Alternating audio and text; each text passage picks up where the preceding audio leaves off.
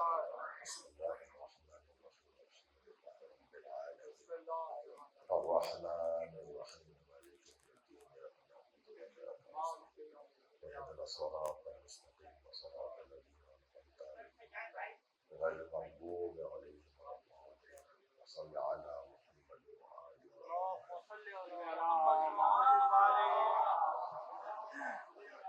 أعوذ بالله من الشيطان الرجيم بسم الله الرحمن الرحيم الحمد لله الذي لا يبلغ مدحته القائلون ولا يحصي نقماءه العادون ولا يعدي حقه المجتهدون الذي ليس لصفته حد محدود ولا نعت موجود ولا وقت معدود ولا أجل ممدود فطر الخلائق بقدرته ونشر الرياح برحمته الصلاة والسلام على الرسول المسدد المصطفى الأمجد المحمود الأحمد سيدنا ومولانا ومولى الكونين جد الحسن والحسين معاني أبو القاسم محمد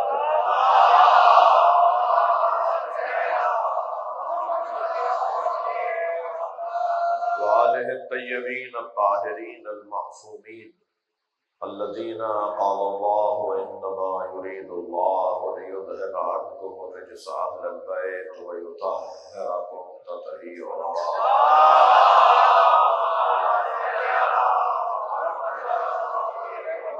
ولعنة الله على أعدائهم أجمعين من يوم عداوتهم إلى قيام يوم الدين أما بعد قال الحكيم في القرآن الكريم بسم الله الرحمن الرحيم وجعلناهم أئمة يهدون بأمرنا وأوحينا إليهم فعل الخيرات وإقام الصلاة وإيتاء الزكاة وكانوا لنا عابدين صلوات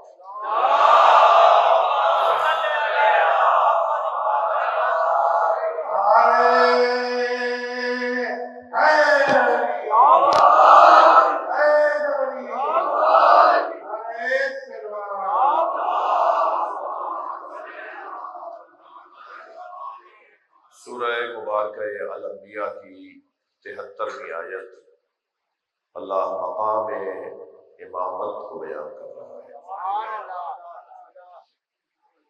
امام ہادی رہنما اللہ بناتا ہے۔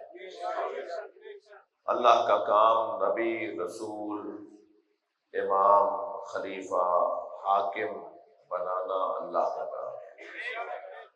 کام اللہ کا بنانا ہے، امت کا ماننا ہے۔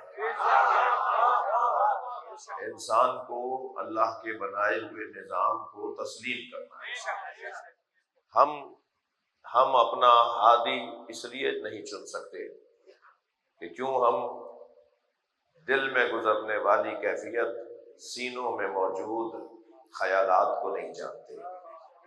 تو جب ہم جانتے نہیں ہیں تو پھر ہم اسے ہادی کیسے بنا سکتے ہیں؟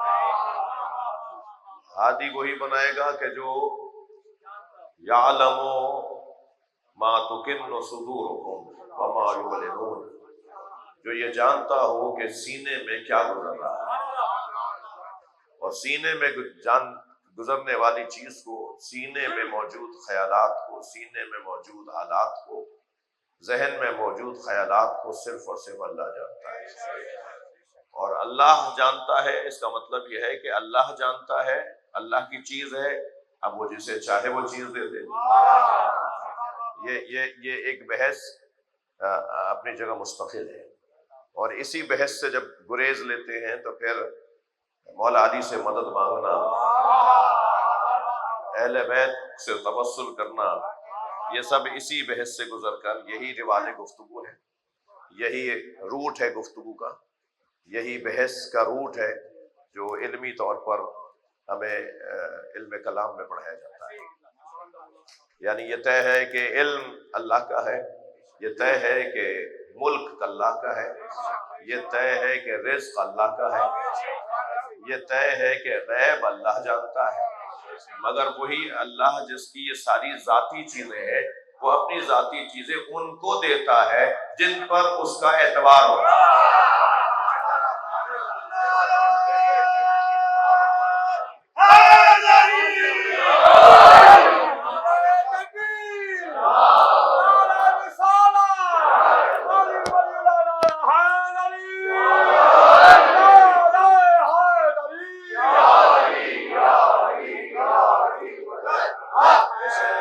توجہ کر لیا ہوگا؟ جی یہ اللہ جانتا ہے کہ سینے میں کیا گزر رہا ہے، دل کے حالات اللہ جانتا ہے، لہذا وہی طے کرے گا کہ ہمارا حاکم کون ہے، ہمارا رہنما کون ہے۔ خبردار ایسا کام مت کریں جو کام سنبھالا نہ جائے۔ جہاں جہاں یہ کام کیا گیا وہاں حالات خراب ہوئے، اور یہ جو عزادارہ نے امام حسین کا مجمع ہے، یہ جو ممبر ہے، یہ اپنے عقائد کا دفاع کرنا بھی جانتا ہے، اور اپنے عقائد کے اندر الحمدللہ مضبوط بھی ہے، اور سب سے زیادہ برداشت اور تحمل مزاجی جس جگہ سکھائی جاتی ہے اسے امام بارگاہ کہتے ہیں۔ ایک صلوات ہدیہ کریں محمد۔ یہ کس کے ہاتھ میں بیٹھا کہاں ہے بندہ؟ یہ کو بند کر۔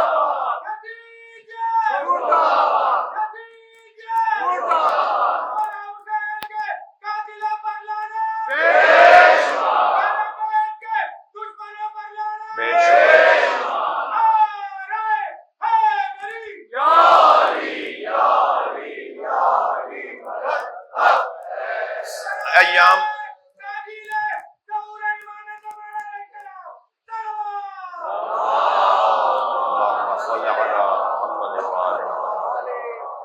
یہ ایام عزا ہے، ایام یوم کی جمع۔ عزا کا ترجمہ ہماری زبان میں ہے صبر، یا ایام صبر ہے۔ جنہیں یاد کر رہے ہیں ان کے ایام صبر ہے، یا جو یاد کر رہا ہے اس کے ایام صبر؟ یہ ایام ہمارے بھی ایام ہیں، یہ ایام ان کے ہیں جنہوں نے صبر کیا ہے۔ اور یقین جانیے، میں ان بچوں جوانوں سے کہہ رہا ہوں، صبر سے بڑی طاقت نہیں ہے، اس لیے کہ صبر کے بعد اللہ نے یہ اعلان کیا ہوا ہے ان اللہ مع الصابرین۔ صبر کے بعد جو طاقت بنتی ہے وہ قدرت الہی ہے۔ ہم 1400 سال سے اس حکمت پر عمل کرتے آ رہے ہیں، اور ہم نے اس کا فائدہ لیا ہے، ہم نے اس کا نتیجہ لیا ہے۔ ہماری تعداد بھی بڑھی ہے، ہماری بات بھی مانی گئی ہے، ہماری بات سمجھی گئی ہے، ہمارے امام بارگاہ چھوٹے پڑھ رہے ہیں، امام بارگاہ چھوٹے نہیں پڑھ رہے، حسینیوں میں اضافہ ہوا۔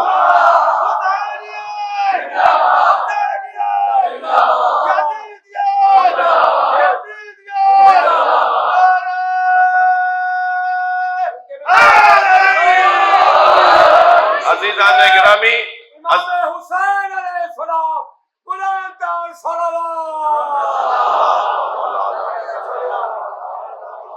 اب وقت میرے پاس کم ہے، مگر ان کی عقیدتیں تو کم نہیں ہیں، تو ان کا بھی احترام رکھنا ہے، اور بات بھی کسی حد تک پہنچانی ہے۔ تو مظلوم ہونا اور ہے، مغلوب ہونا اور ہے۔ نہیں جملہ نہیں لیا گیا۔ ہم مظلوم ہیں، مغلوب نہیں ہیں۔ ہم مظلوم ہیں، ہم مظلوم ہونے کو پسند کریں گے، ہم مظلوم ہونے کو پسند کریں گے، مگر جو مظلوم ہوتا ہے نا وہ مغلوب نہیں ہوتا، وہ غالب ہوتا ہے۔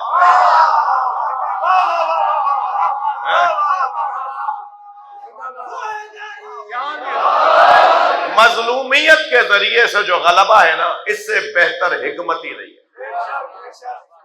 اس سے بہتر دانائی ہی نہیں ہے۔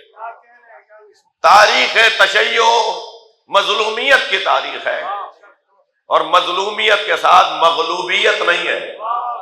ہمیشہ ہم غالب رہے، ہمیشہ ہم حاکم رہے، یعنی حاکم مملکت کی حکومت نہیں، ذہنوں کی حکومت، سوچ کی حکومت، نظریے کی حکومت۔ ہمیں کوئی نہ بتائے کہ عقیدہ توحید کیا ہے، ہم نہج البلاغہ پڑھنے والے ہیں، ہم صحیفہ سجادیہ رکھنے والے لوگ، ہم دعائے عرفہ امام حسین پڑھنے والے لوگ۔ ہمارا اللہ کے بارے میں جو نظریہ ہے وہ سارے نظریوں سے زیادہ بہتر نظریہ ہے۔ ہم اللہ کو ہاتھ پیروں والا اللہ نہیں مانتے، ہم اللہ کی ٹانگ جہنم میں نہیں مانتے، ہم قیامت میں اللہ نظر آئے گا یہ نہیں مانتے۔ جتنا اللہ اکبر، مولا علی فرما رہے ہیں کفا بی عزا ان اکون لک عبدا، مجھے علی کی سب سے بڑی عزت یہ ہے کہ میں تیرا بندہ ہوں۔ تھوڑی گردن ہلاؤ، بات جاری ہے تو کفا بی عزا ان اکون لک عبدا، مجھے علی کی سب سے بڑی عزت یہ ہے کہ میں تیرا بندہ ہوں۔ کفا بی فخرا ان تکون علی ربا، اور مجھے علی کا سب سے بڑا فخر یہ ہے کہ تو میرا رب ہے۔ اس کے بعد والے دو جملے سنے مولا حسین، مولا علی کے۔ مولا فرماتے ہیں الہی انت کما احب فاجعلنی کما تحب۔ میں چوتھے جملے کا ترجمہ پہلے کر رہا ہوں۔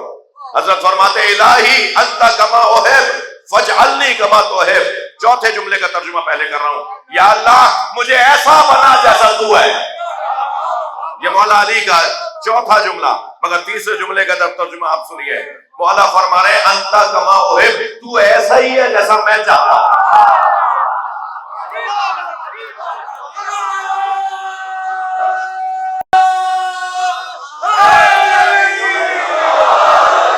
یہ جملہ علی مولا کے علاوہ کسی نے بولا ہی نہیں۔ یا اللہ تو ایسا ہی ہے جیسا میں چاہتا ہوں۔ کون بتائے گا کہ اللہ کیسا ہے؟ بھائی بولو، بات کرو نا مجھ سے۔ کون بتائے گا کہ اللہ کیسا ہے؟ تم بتاؤ گے جنہیں تمہیں خود نہیں پتا تم کیا ہو۔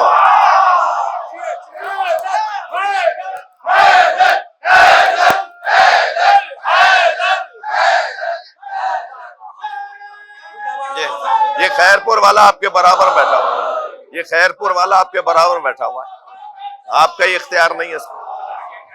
ایک بلند صلوات دیا کریں محمد اللہ علیہ۔ مجلس پڑھنے دو، پھر جب تھوڑا سا پڑھ لوں تو پھر ٹھیک ہے۔ کوئی ناراض تو نہیں ہو رہا میرے اس ٹوکرے؟ یہ اس کو میں کہہ سکتا تھا، اور کسی کو کہتا تو پتہ ہی نہیں ہوتا کہ وہ کیا کرے گا جا کے۔ اس کا پتہ ہے یہ خود نہیں کرے گا کچھ، باقیوں سے میں نے معافی مانگ لی۔ ایک صلوات پڑھے ذرا محمد،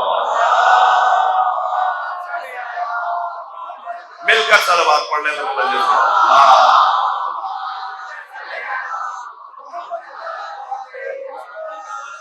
توجہ ہے بات بہت روشن ہے عزیزو، صبر سے بڑی طاقت نہیں ہے۔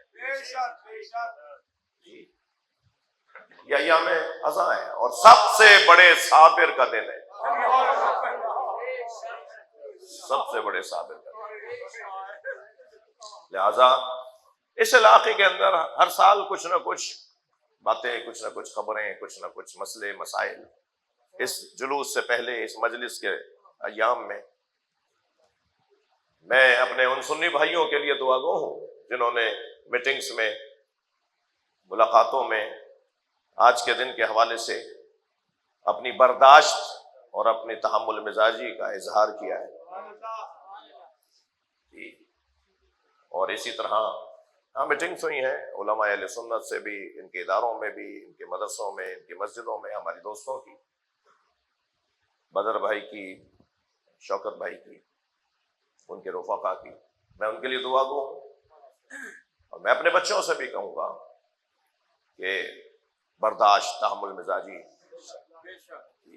اگر جلوس میں، مجلس میں کہیں سے کوئی چیز آپ کو آ کے تنگ کرے تو اسے ماتم سمجھ کے گزارو۔ یہ بھی تو ماتم ہے نا۔ کبھی ہم اپنے سینے پر ہاتھ مار کے ماتم کرتے ہیں، کبھی کچھ آپ کو لگ جائے تو اس کو واپس مت پلٹانا، اسے واپس نہیں پلٹانا، اسے ماتم سمجھنا۔ برداشت، تحمل مزاجی۔ آج کا دن تو ویسے گزرے گا۔ مجھے تعجب ہے کہ ایک فائرنگ ہوئی ناگوار بات ہے، سب نے مذمت کی ہے، اس کی ایف آئی آر بھی کٹ گئی ہے، مگر کیوں ہوا ایسا؟ کس نے کیا ایسا؟ پتا ہے ہمیں کس نے کیا ہے، ہمارے دوستوں کو پتا ہے، مگر کیوں ہوا ایسا؟ الحمدللہ ہمارے دوستوں نے حکمت سے کام لیا، سمجھداری سے کام لیا۔ پھر چند لوگ بیٹھ کر ایک ویڈیو ڈالتے ہیں کہ کسی گھر کے اندر کوئی نام لکھے ہوئے، کسی گھر کی کھوج لگانا تو ہمارا کام نہیں ہے۔ کسی کے گھر میں گھس کے تم ویڈیو بناؤ، پھر اس کے گھر کی کوئی چیزیں وائرل کرو اور پوری قوم کے اوپر اس کا ملبہ ڈال دو، اس کا ذاتی فعل ہے۔ جی ہم کہتے آئے ہیں، کہتے رہے کہ اہل سنت کے مقدسات کی توہین کرنا ہمارے لیے جائز نہیں ہے، مگر جو لوگ تمہارے یہاں ہی مقدس نہیں ہے، تم بہانے بناتے ہو، تم اسے عنوان بناتے ہو، تم اس کو لے کر ایک جو ہے وہ بلوا مچاتے ہو، ایک وبا، ایک شور مچاتے ہو۔ ایک گھر کی ویڈیو تھی، وہ بھی نہیں معلوم کہ کون ہے، ایک بندے کا ملبہ، ایک بندے کا کام، ایک بندے کا عمل جو ہے پوری قوم تو اس کا جواب نہیں دے گی۔ اس لیے میں شیعہ برادران سے بھی گزارش کر رہا ہوں، سنی برادران سے بھی گزارش کر رہا ہوں کہ حکمت سے، سمجھداری سے، تحمل مزاجی سے، ساری دنیا کے سنی مل کے شیعوں کو ختم نہیں کر سکتے، اور ساری دنیا کے شیعہ مل کے سنیوں کو ختم نہیں کر سکتے۔ ختم بدنوں کو نہیں کیا جاتا ہے، سوچ کو کیا جاتا ہے۔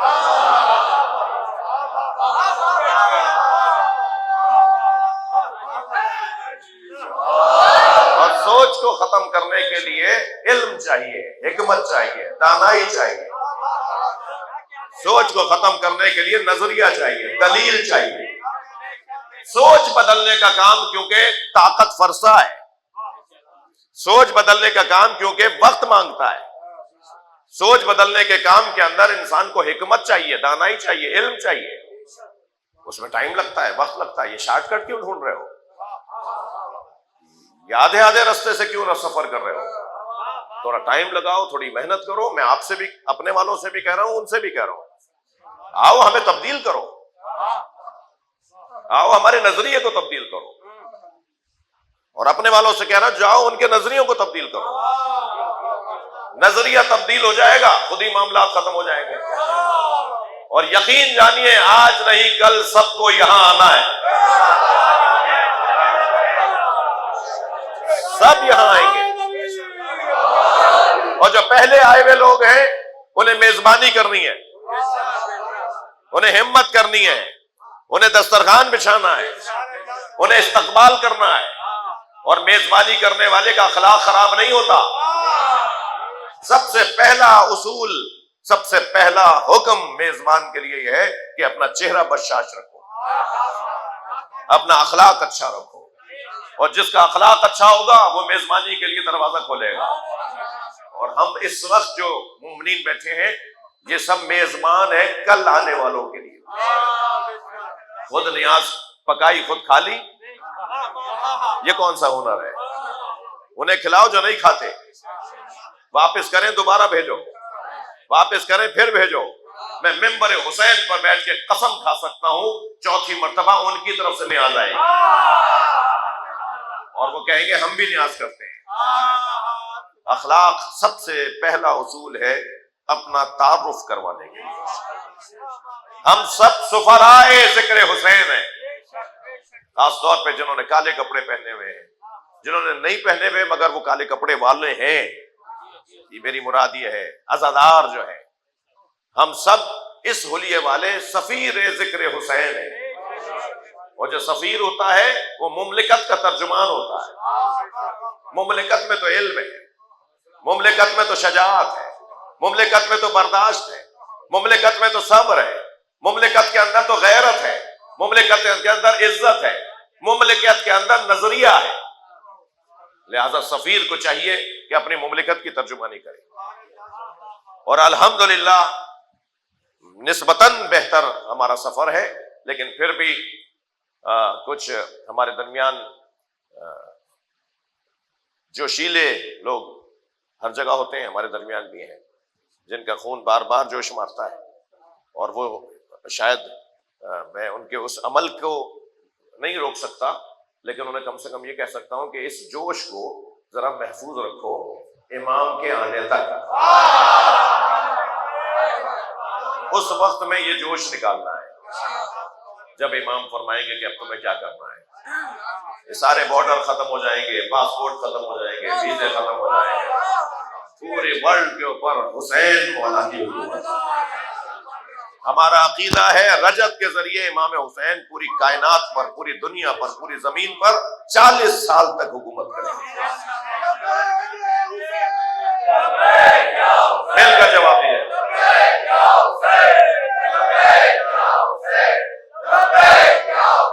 بلندر صلوات محمد.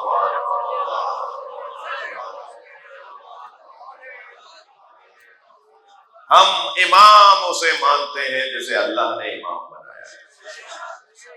وَجَعَلْنَاهُمْ أَئِمَّةً يَهْدُونَ بِأَمْرِنَا. عزیزان گرامی یاد رکھیں کبھی بھی اللہ کا بنایا ہوا کسی کی اطاعت نہیں کرے گا. خاص طور پر قرآن مجید ہماری رہنمائی کر رہا ہے اس نقطے کے اوپر. ارشاد یہ ہو رہا ہے لو اتبع الحق اهواءهم لفسدت السماوات والارض ومن فیہن. اگر حق نے ان کی خواہشات کی پیروی کر لی ہوتی تو آسمان اور زمین اور جو کچھ ان کے درمیان ہے سب برباد ہو جاتا. یہ آسمان رکا ہوا ہے، زمین ٹھہری ہوئی ہے، مان لو اب اگر 1000 کتابیں بھی آپ کو کوئی دکھائے نا کہ مولا علی نے بیعت کر لی تھی تو ساری کتابیں سمندر میں ڈال دینا. آسمان رکا ہوا ہے، زمین رکا ہوا ہے، اور اللہ کہہ رہا ہے اگر حق نے ان کی خواہشات کی پیروی کی ہوتی تو آسمان گرتا، زمین پھٹتی. سب اپنی جگہ رکا ہوا ہے، اس کا مطلب ہے کہ حق نے ان کی خواہشات کی پیروی نہیں کی. خبردار اصول کافی کی روایت، خبردار رجال کشی کی روایت، خبردار اہل سنت کی کتابوں میں موجود اس روایت کو لا کر جو روایت ضعیف ہے اس کی سند بھی ضعیف ہے، اس کا متن بھی مردود ہے. جس روایت کو لا کر کے معاذ اللہ مدینے میں امام سجاد نے اور 600 زیادہ صحابہ کرام نے یزید کی بیعت کر لی تھی. کہاں سے لے آئے یہ فساد؟ اگر یہ کتاب میں ہے تو ہمارے ہاں تو آج سے نہیں، ہمارے ہاں 100,000 سال سے یہ عقیدہ ہے.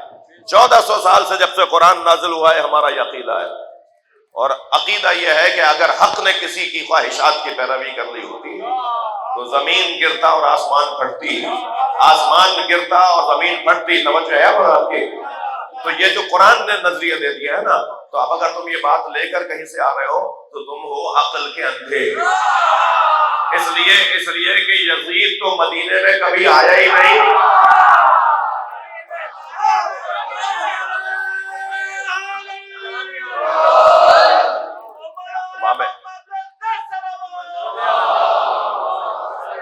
پھر اس روایت کو جو راوی ہے وہ راوی ہمارے علماء علم رجال کے مطابق مجہول ہے. مجہول راوی اسے کہتے ہیں جس کا اتا پتہ ہی نہ ہو، جس کی توثیق نہ ہوئی ہو. تو جب راوی ہی مجہول ہے تو روایت بھی مجہول ہے. جب راوی مجہول ہے تو روایت مجعول ہے، جعلی ہے. جس کا راوی مجہول وہ روایت مجعول یعنی جعلی روایت. قرآن پکار کے کہہ رہا ہے کہ حق کسی کی خواہشات کی پیروی نہیں کرتا. ایک صلوات عطیہ کریں محمد. کسی کو دے دو، کسی کو دے دو. کون سا بچہ؟ یہ چھوٹے؟ نہیں، یہ چھوٹے بچے نہیں، یہ نہیں. ان کا کوئی بڑا ساتھ ہے نا؟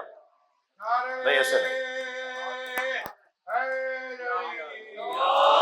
ایک بلند صلوات پڑھیں. بیٹھ جاؤ بیٹا، بیٹھ جاؤ. پہلے سے ہم مانگی ہوتی ہے اس بات پر. تشریف رکھیے. ایک صلوات اور پڑھیں گے نبی کی ذات. آپ ان کے بڑے ہیں، آپ ماموں ہیں، تو آپ شیعہ ہیں، تو ان کے ابا اماں کہاں ہیں؟ والدہ کہاں ہیں؟ بیمار ہیں. تو وقت بھی کم ہے میرے پاس. بچوں کھڑے ہو جاؤ. آپ ان بچوں کے ساتھ مل کے سب پڑھیں لا الہ الا اللہ. بھائی اونچی آواز میں لا الہ الا اللہ. پڑھواؤ ان بچوں کو. بیٹا پڑھو, کھڑے ہو جاؤ, کھڑے ہو جاؤ, شاباش. پڑھو ہمارے ساتھ پڑھو لا الہ الا اللہ محمد رسول اللہ علی ولی اللہ ووصی رسول اللہ خلیفتہ. آواز نہیں آئی. وخلیفتہ بلا فاصل. صلوات پڑھ لیں محمد.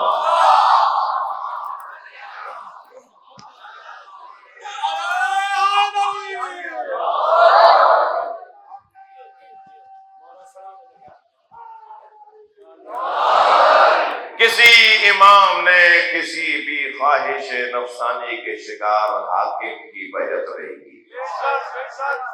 امام کہتے ہی اسے جو آگے رہتا ہوں. امام کسی کے پیچھے نہیں چلے گا. امام کا پیچھے چلنا اللہ کے نظام میں خلل ہے, اللہ کے نظام کے خلاف بات ہے, اللہ کی قدرت کے خلاف بات ہے. یہ توحید کے خلاف ہے اگر امام کسی کی بیعت کر لے. اللہ کے نظام کے خلاف, اللہ کی توحید کے خلاف ہے. جب میرے مولا حسین کربلا جا رہے ہیں تو فرما رہے ہیں بصیروا بسیرت جدی و ابی. میں اپنے نانا رسول کی سیرت پر اور اپنے بابا کی سیرت پہ عمل کرنے جا رہا ہوں. تو کسی نے کھڑے ہو کر نہیں کہا کہ آپ اپنے بابا کی سیرت پہ عمل کرنے جا رہے ہیں, تو آپ کے بابا نے تو بیعت کر لی تھی.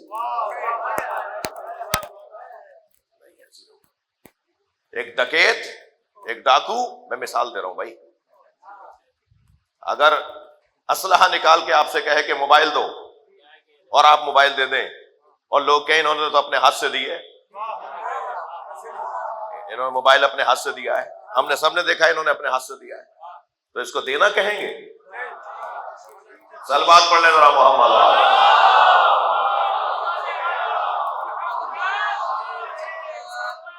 جی یزید کی بیعت امام حسین نے سر دے دیا مگر ہاتھ بیعت کے لیے نہیں دیا. یہ پنجہ ہمارے یہاں کیوں لگایا جاتا ہے؟ یہ علم کے اوپر پنجہ کیوں ہوتا ہے؟ یہ استعارہ ہے, نشانی ہے اس ہاتھ کی جو کٹ گیا مگر یزید کے ہاتھوں میں اس نے بیعت نہیں کی. یہ بلند ہاتھ ہے اور یہ ہاتھ بلند رہے گا, یہ ہاتھ بلند رہے گا, اور یہ ہاتھ ہمارے سروں پر ہے. پنجہ اونچا ہوتا ہے نا ہمیشہ, علم کا پنجہ علم کے ساتھ اٹھایا جاتا ہے, یہ ہاتھ ہمارے سروں پر ہے. تو یاد رہے میرے بچوں و جوانوں, کوئی آپ کو, کوئی عزادارہ نے امام حسین کو مٹا نہیں سکتا, اس لیے کہ عزاداروں کے سر پر ایک ہاتھ ہے جیسے دست زہرا, امام حسین کی ماں کا ہاتھ ہے.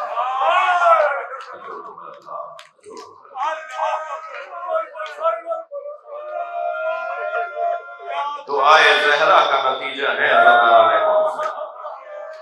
جب نبی نے گود میں لیا تھا نا امام حسین کو, تو کپڑا کھول کر, جو کپڑا لپٹا ہوا تھا ولادت کے وقت بچے کے اوپر کے بعد کپڑا لپیٹتے ہیں نا, بچے کو کپڑا پہناتے ہیں, نبی نے کپڑا کھولا, ہاتھ دیکھنا شروع کیے, پیر دیکھنا شروع کیے, اپنے ہاتھ پر بچے کو سینے کی طرف لٹایا, پشت دیکھنا شروع کی, سر دیکھا, گردن دیکھی اور رونے لگے. تو جناب زہرا قریب الولادت تھی, سامنے سے دیکھ رہی تھی کہ بابا میرے حسین کو ایسے دیکھ دیکھ کے رو رہے ہیں. قریب آ گئی, بابا میرے بچے میں کوئی نقص ہے, بابا میرے بچے میں کوئی نقص ہے. فرمایا زہرا تمہارے بچے میں جو کمال ہے وہ تو کسی بچے میں کمال نہیں ہے. فرمایا بابا پھر آپ ایسے رو رہے ہیں, ایسے کیوں رو رہے ہیں؟ فرمایا مجھے جبریل نے آ کے بتایا وہ جو 1,24,000 نبیوں کی محنت بچائے گا, جو قیامت قیامت تک آنے والوں کے لیے ہدایت بن جائے گا، وہ یہی حسین ہے جسے بھوکا پیاسا مارا، جس کے ہاتھ پیروں کو بریدہ کر دیا جائے گا، جس کے گلے پہ خنجر چلے گا، جس کے بدن پہ گھوڑے دوڑے گا۔ اجرکم اللہ، اجرکم اللہ، اجرکم اللہ۔ تو جناب زہرا نے فرمایا بابا پھر میرے حسین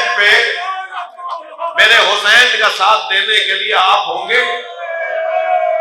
فرمایا زہرا میں نہیں رہوں گا، میں اس وقت رحلت کر چکا ہوں۔ کہا اس کا بابا علی ہوں گے؟ فرمایا نہیں، علی بھی رحلت کر جائیں گے، شہید ہو جائیں گے۔ پھر فرماتی ہے بابا میں رہوں گی اس وقت؟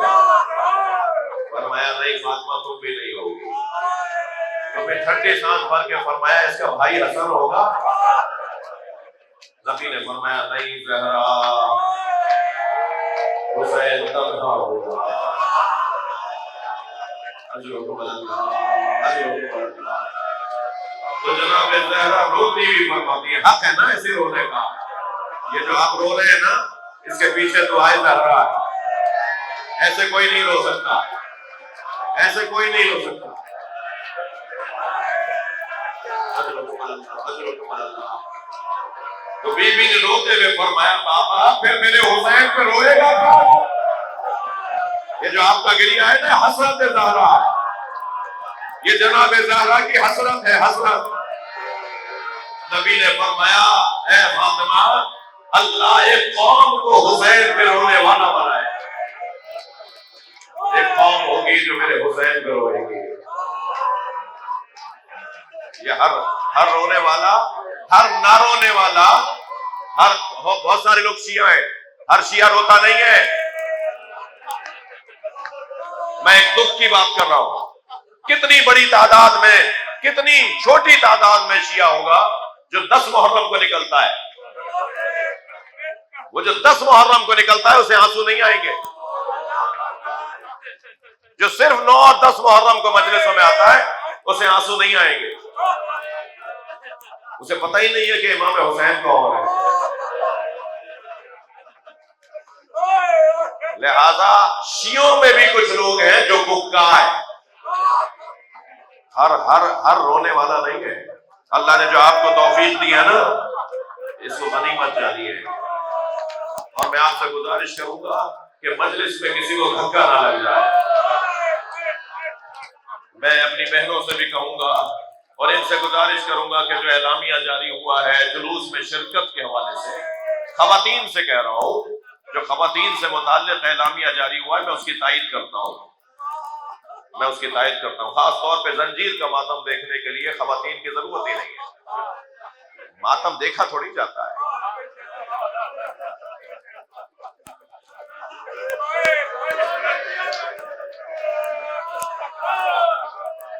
میں بیویوں سے کہوں گا خاص طور پر جب جوان ماتم کر رہے ہو، آپ کا کام نہیں ہوا، اس کا آپ کو اجر ملے گا، آپ کے نہ جانے کا اجر ملے گا۔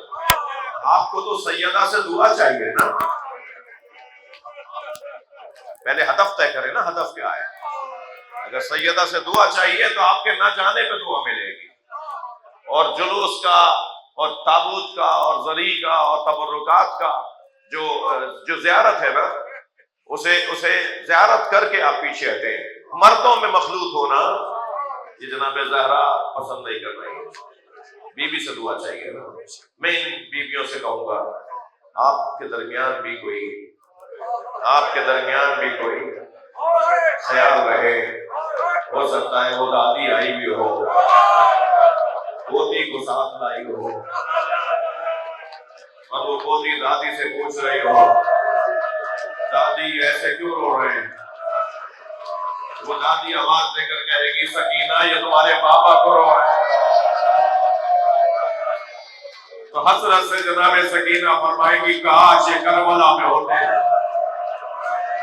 یوں میرا بھائی علی اکبر نہ مارا جاتا، یوں میرے بھائی قاسم پہ گھوڑے نہ دوڑتے، یوں میرے بھائی علی اصغر کے گلے پہ تیر نہ لگتا، یوں میرے بابا حسین کے گلے پہ خنجر نہ چلتا۔ کاش یہ کربلا میں ہوتے یوں میرے بھائی سجاد کو تازیانہ نہ پہنچا۔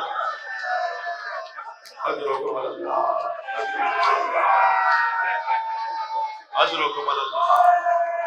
اللہ آپ کو کسی غم میں نہ رلائے۔ حوصلہ کریں، حوصلہ، مجھے جلدی نہیں ہے، حوصلہ کریں، ذرا سانس لیں، حوصلہ کریں۔ بعض دوستوں کا حال غیر ہوتے دیکھ رہا ہوں، حوصلہ۔ آج جس امام کی شہادت کا دن ہے، جب کبھی قافلہ رکتا تھا نا، جب کبھی قافلہ رکتا تھا اور 2 گھونٹ پانی جناب سکینہ کو ملتا تھا تو بیوی اس پانی کو پینے کے بجائے بھائی کی بیڑیوں پہ ڈالا۔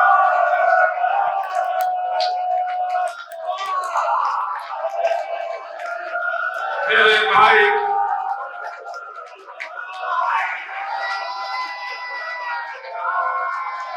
حق ہے، جو جہاں کھڑا ہے اپنی آواز آزاد کرے۔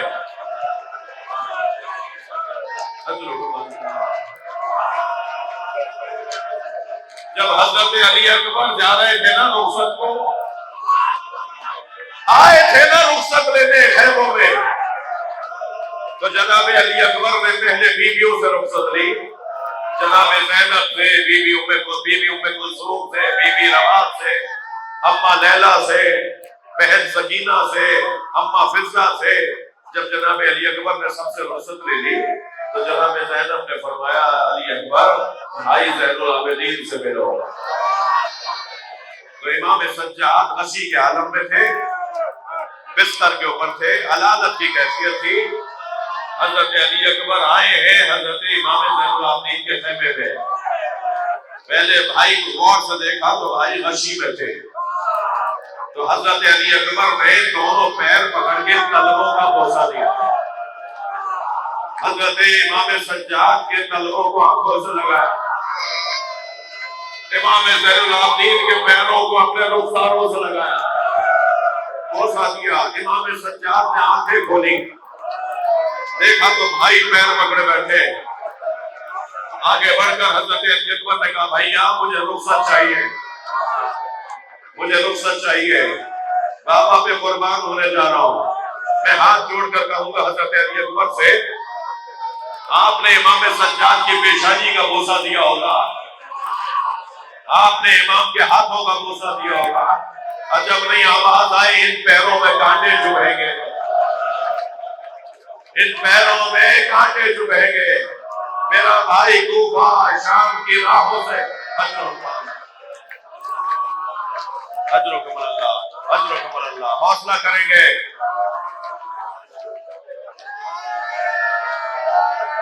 اللہ آپ کو کیسے غم میں نہ رلائے، اللہ ان آوازوں پر رحمت نازل فرمائے۔ اس گریے کی روحانیت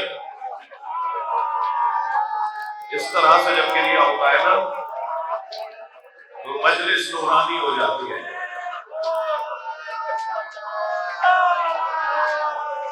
مجلس نورانی ہو جاتی ہے اور امام کا آنا یقینی ہو جاتا ہے۔ ہاں، گریہ خلوص کی علامت،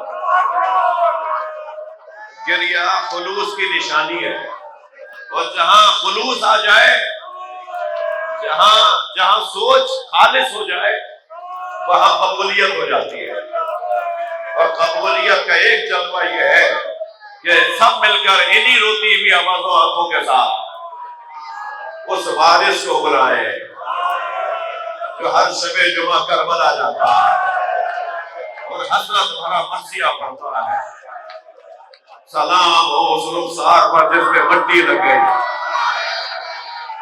امام زمانہ سلام کر رہے، سلام ہو ان رخساروں پر جس پہ مٹی لگے گی، سلام ہو ان رگوں پر جنہیں خنجر سے کاٹا گیا،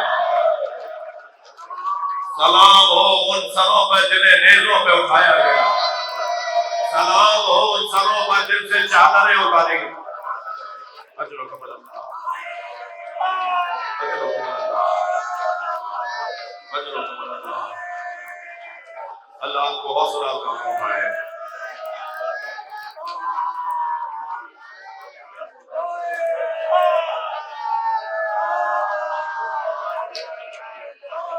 اجرکم اللہ، حوصلہ۔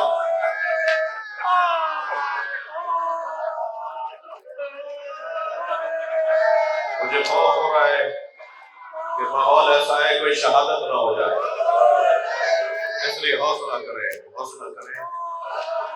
جب خیمے چل رہے تھے، جب خیمے چل رہے تھے، یزیدی لشکر کا ایک سپاہی کہتا ہے میں نے دیکھا کہ ایک خاتون ہے، ایک بیوی ہے جو ایک جلتے ہوئے خیمے میں جانا چاہتی ہے اور خیمے کی آگ کی لپیٹیں اسے روک لیتی ہے، اس کا سر جا کے خیمے کی چوک پہ لگتا ہے، پھر وہ راستہ بدل کر آتی ہے۔ وہ کہتا ہے میں یہ سمجھا کہ شاید کسی نے اس کے سر پہ چوٹ ماری ہے جس کی وجہ سے اس کی آنکھوں کا نور چلا گیا اور اسے نظر نہیں آ رہا کہ آگے آگ چل رہی ہے۔ وہ ظالم کہتا ہے میں دوڑتا ہوا آیا اور میں نے آ کر کہا بی بی تمہیں نظر نہیں آ رہا، آگے تو آگ چل رہی ہے، تم آگ میں جا رہی ہو۔ تو وہ خاتون مڑی اور مجھے دیکھ کر کہنے لگی یا شاید اِنَّ لَنَا فِيهَا عَلِيلٌ، اس میں ہمارا ایک بیمار رہ گیا جو اپنے پیروں سے چل کر نہیں آ سکتا۔ وہ بیوی چلتے ہوئے خیمے میں گئی، اپنے پشت پر اپنا بیمار بھتیجا،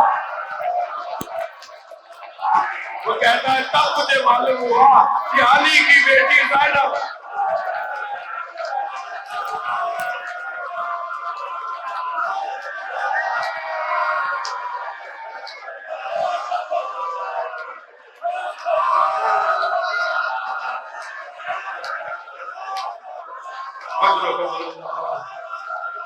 میرے عزیزو حوصلہ کرو، حوصلہ کرو، مجھے کچھ مسائل پڑھ رہے ہیں۔ میں پانی پلاؤں۔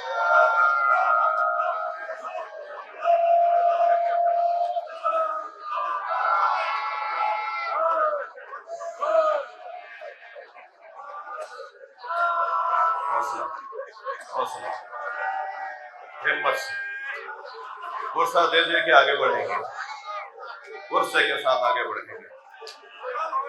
ابن ربی نامی ایک راوی ہے، اجرکم اللہ، اجرکم اللہ۔ ابن ربی نامی ایک راوی ہے، وہ کہتا ہے میں شام کے ایک مسافر خانے میں ٹھہرا ہوا تھا، میں سو رہا تھا کہ شادیانوں کی آواز آئی، ڈھول تاشے شہنائیاں بج رہی تھی، رقص کی آوازیں آ رہی تھی، طرب کی آوازیں آ رہی تھی۔ کہتا ہے میں ان آوازوں سے اٹھ گیا اور میں نے برابر والے حجرے میں، مسافر خانے میں برابر والے حجرے میں ٹھہرے ہوئے ایک مسافر سے پوچھا بھائی آج مسلمانوں کی کوئی عید تو نہیں ہے، یہ مسلمان آج جشن کیوں منا رہا ہے؟ تو اس نے کہا کہ کربلا میں ایک باغی نے خروج کیا، اسے کربلا میں مارا گیا، اس کے بچوں کو اسیر بنا کے شام لائے، جنگ کے جیتنے پر جشن منایا جاتا۔ ابن ربی کہتا ہے مجھے سمجھ میں نہیں آیا وہ باغی کون تھا، کیا ہوا ہے کربلا میں۔ کہتا ہے میں اپنے مسافر خانے سے باہر نکلا، جب میں بازار میں آیا تو میں نے دیکھا کہ کچھ کٹے ہوئے سر ہیں جو نیزوں کی اندھیروں پر اٹھائے ہوئے ہیں، میں نے دیکھا کہ کچھ اسیر ہیں، ان میں زیادہ تر بیویاں ہیں، مگر ان کا جلال مجھ پر حاکم تھا۔ میں دیکھ رہا تھا کہ ان میں مرد کوئی ہے یا نہیں، تو اچانک میری نگاہ گئی کہ زنجیروں میں جکڑا ہوا، پیروں میں بیڑیاں، ہاتھوں میں ہتھکڑیاں، گلے میں طواف، ایک اسیر ہے جو قافلے کے آگے آگے چل رہا ہے۔ تو میں قریب گیا اور میں نے جا کر کہا کربلا میں تم نے کیا کیا تھا، تمہارے بڑوں نے کیا کیا تھا جو تمہیں کربلا میں مارا گیا اور تمہیں اسیر بنا کر لے آئے۔ تو اس اسیر میں گردن جھکی ہوئی تھی، سر اٹھا کے دیکھا اور مجھے دیکھ کر کہا ابن ربی تم تو بصرے کے رہنے والے۔ کہتا ہے میرے ہاتھ پیر کانپنے لگے، یہ میرا نام کیسے جاؤں؟ اجرکم اللہ، اجرکم اللہ۔ کہتا ہے میرے ہاتھ پیر کانپنے لگے، یہ میرا نام بھی جانتے ہیں، میرا علاقہ بھی جانتے ہیں۔ تو میں نے کہا آپ کون ہیں؟ تو انہوں نے فوراً کہا انا علی بن الحسین، میں حسین کا بیٹا زین العابدین ابن ربی کہتا ہے میں نے فوراً قدموں پہ گر کر حضرت کے ہاتھوں کا بوسہ دیا. مولا یہ کیا ہو گیا؟ مولا حسین مولا کہاں؟ کہ وہ جو نیزے کی علی پہ سر قرآن پڑھ رہا ہے وہ میرے بابا حسین کا سر، وہ علی اکبر کا سر، وہ قاسم ہے، اور وہ گھوڑے کی گردن میں میرے چچا عباس کا سر. حضرت اللہ، حضرت اللہ. ابن ربی کہتا ہے میں نے مولا سے کہا مولا حکم کرے میں آپ کے کوئی کام آ سکتا ہوں؟ اللہ کسی کریم کو یہ دن نہ دکھائے. امام نے فرمایا تمہارے پاس پیسے ہیں؟ تمہارے پاس پیسے ہیں؟ کہ اللہ کا مولا 2000 درہم ہے. حضرت نے فرمایا جاؤ چادریں خرید کر لیں. ابن ربی کہتا ہے میں نے 1000 درہم سے چادریں خریدی. بازار ہے نا، بازار شام. کہتا ہے میں نے چادریں خریدی، امام کے پاس لایا. امام نے فرمایا جاؤ جا کر بیویوں کو دے دو. وہ کہتا ہے میں نے سیلانیوں کو چادریں دی، مگر ابھی چادریں دی نہیں تھی پوری طرح کہ کچھ نیزہ بردار ظالم آئے. اور پھر شام کے بازار میں آواز آئی واہ جاوا واہ جاوا. حضرت اللہ، حضرت اللہ. اللہ آپ کو کیسے غم میں نہ رو رہا ہے؟ ابھی تو میں نے مصائب شہادت کے پڑھے نہیں ہیں. عزادارو ایک جملہ ضرور کہوں گا رونے والوں کے لیے. کربلا میں حسین ایک مرتبہ مارے گئے، مگر امام سجاد ہر موڑ پر مارے گئے. کبھی سکینہ کی طرف اشارہ ہوا، کبھی جناب زینب کی طرف اشارہ ہوا. حضرت اللہ، حضرت اللہ. حوصلہ کرو میرے عزیز، حوصلہ کرو.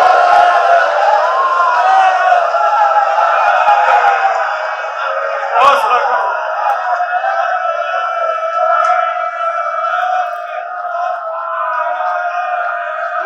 حضرت اللہ، حوصلہ کرو.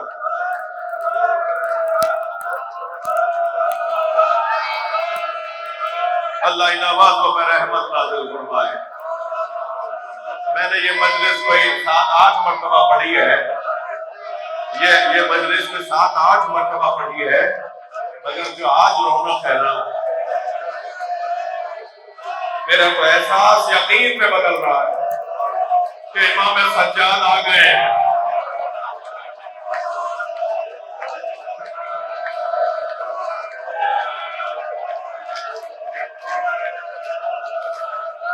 اللہ مجھے شہادت کرتا ہے.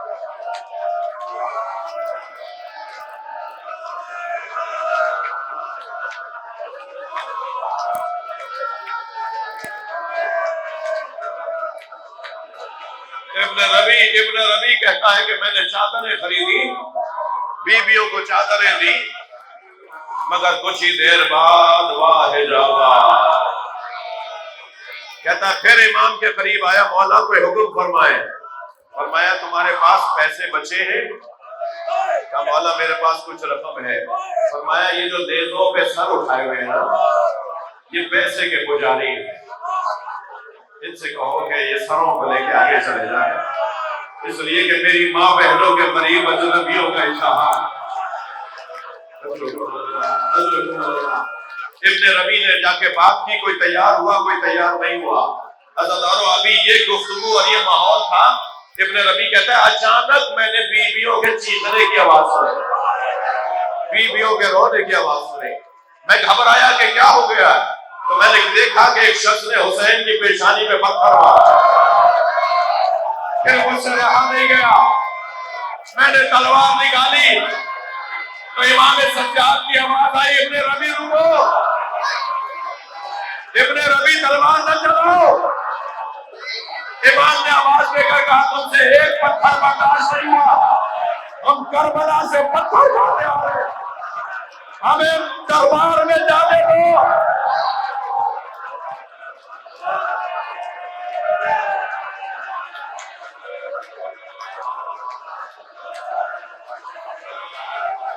یا حسین استقبال کرو، تابوت کی زیارت کرو.